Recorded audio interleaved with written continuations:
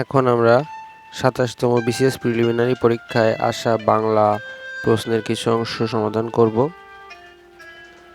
১ নম্বরে ছিল কোনটি উপন্যাস?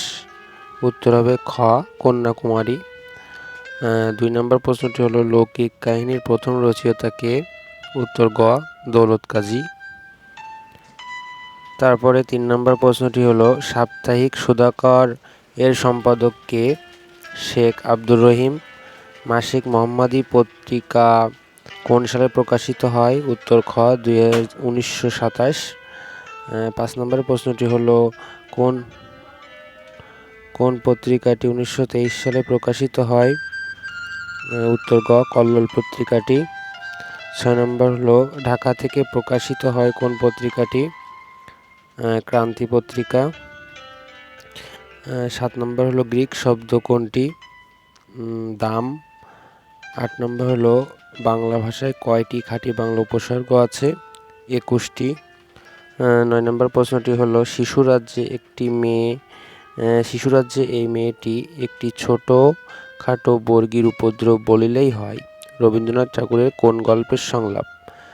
উত্তর গ সমাপ্তি গল্পের সংলাপ।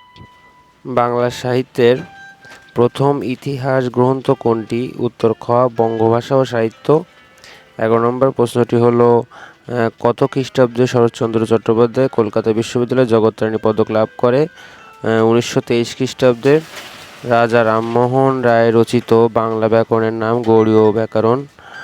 মেসো শব্দটি প্রকৃত প্রত্যয়। উত্তর ঘ মাছ যোগ ওয়া গ্রেটার দ্যান ও। ১৪ নম্বর প্রশ্নটি হলো কোন সন্ধিটি নিপাতনে সিদ্ধ?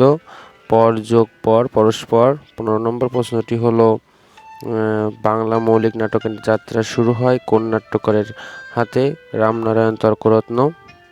১৬ নম্বর প্রশ্নটি হলো প্রত্যক্ষ কোনো বস্তুর সাথে পরোক্ষ কোনো বস্তুর তুলনা করলে প্রত্যক্ষ বস্তুটিকে কি বলে? উপমেয়। এবার আসি ১৭ নম্বর প্রশ্নটি হলো পাখি সব করে রব রাতি পোহাইলে পঙ্ক্তিটি রচয়িতা মদনমোহন তর্কালঙ্কার।